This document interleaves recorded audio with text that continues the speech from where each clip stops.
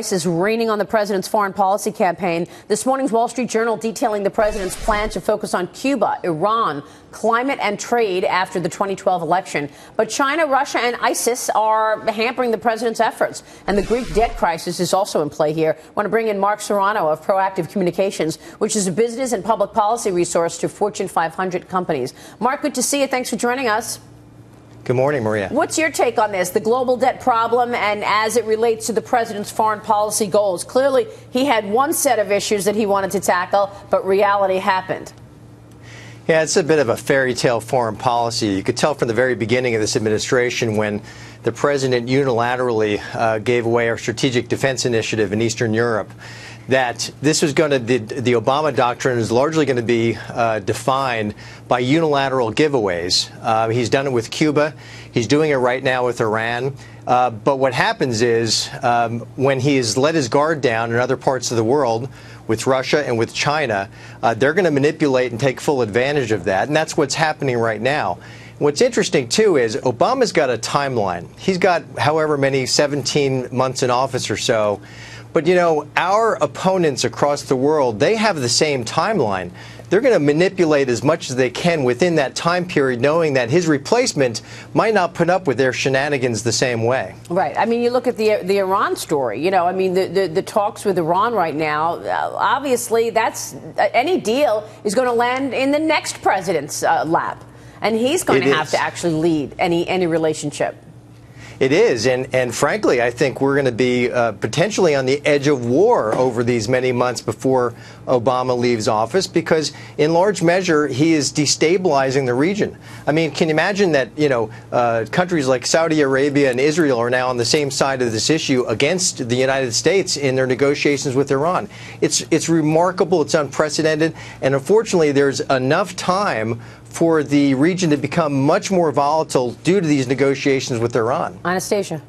Marty, this is Anastasia here. So, you know, last year at the United Nations address, President Obama said that the #1 risk to the world right now is Russia and what it's doing to destabilize Ukraine. He actually listed that above ISIS. Do you agree with that? No, absolutely not. I mean, the history with Russia and with Putin is he's going to move his borders. He's going to take every opportunity. You can tell that he's completely manipulating the situation with the president, as the president is distracted by Cuba, distracted by Iran.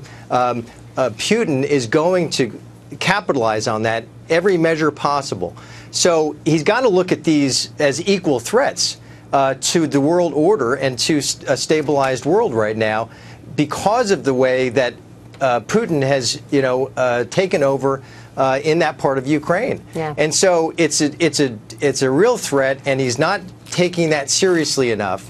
But at the same time, he also let his guard down, which is why ISIS came into power throughout Syria and parts of Iraq at the same time. Right. So he's really misjudged these threats across the world. And now, of course, ISIS is controlling 50% of Syria. Let me move on to the other issue we're going to get your take on, and that is New Jersey Governor Christie, expected to officially announce his 2016 presidential run at 11 a.m. Eastern today. How do you think he impacts the race?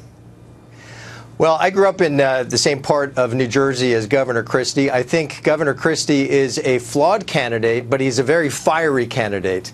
And his success, I think, will be judged by whether or not voters in the GOP primary are going to be looking for rhetoric or a record. Because if you match up Governor Christie's record against that of Scott Walker, or John Kasich, or Rick Perry, or Bobby Jindal, he does not have the same record. He doesn't have the same record of accomplishment. Even though he's picked some good fights over taxes and pensions, he does not have nearly the same record. But he's got some real rhetoric. I mean, nobody can run a town hall meeting like Chris Christie, and that's what he's going to do across New Hampshire. So I think in terms of its impact on the race, he will be a player. It's going to be determined also by whether he can raise the money that you need to go through the primaries next winter. But his objective right now, I think, is to try to change the landscape in New Hampshire, to win or place or show in New Hampshire, and then see if they can't carry him into other states like South Carolina. He's got a following. He has a lot of appeal. He's got sort of a mixed relationship with the media.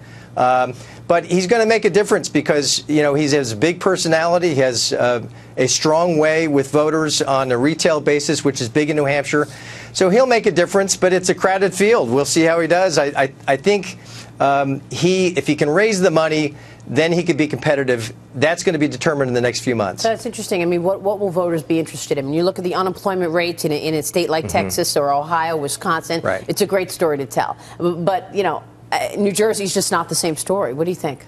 Maybe it helps that Donald Trump is running because there's a bigger bloviator in the race than Chris Christie, because I do think the reason he hasn't been polling well is because people outside of the Northeast don't like the fact that, well, he's a big mouth and he gets tough. I think Mark said it, that he doesn't quite have the same record as some of the other candidates. The state of New Jersey was downgraded 9 times under his tenure, so that's probably not the record. Nine that's times, right. Yeah. 9 times. And Bridgegate obviously hurt him a lot as well. That did not help either. But maybe, just maybe, one thing that Chris Christie can do that nobody else so far, I think, has done in the Republican race here is get the message out. There's 14 candidates out there, and if you're Hillary Clinton, who's virtually uncontested, you can get that message out.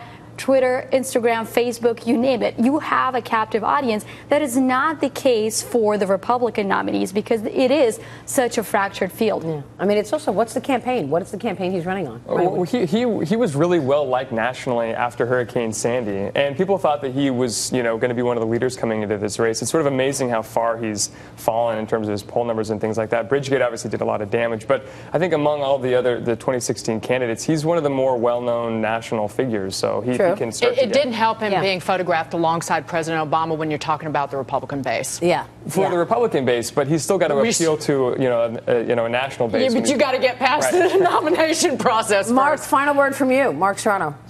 Yeah, I agree with Dagen. I mean, I think if he gains some traction, that's going to be used against him. He turned his back on Mitt Romney right in the fall of 2012 when he embraced President Obama. Yeah. That could really hurt him with the faithful in the party.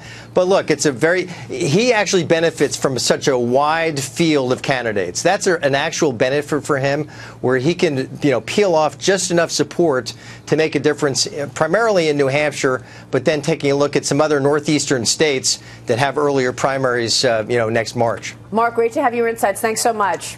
Thanks, Maria. Mark Serrano of Proactive Communications. Coming out.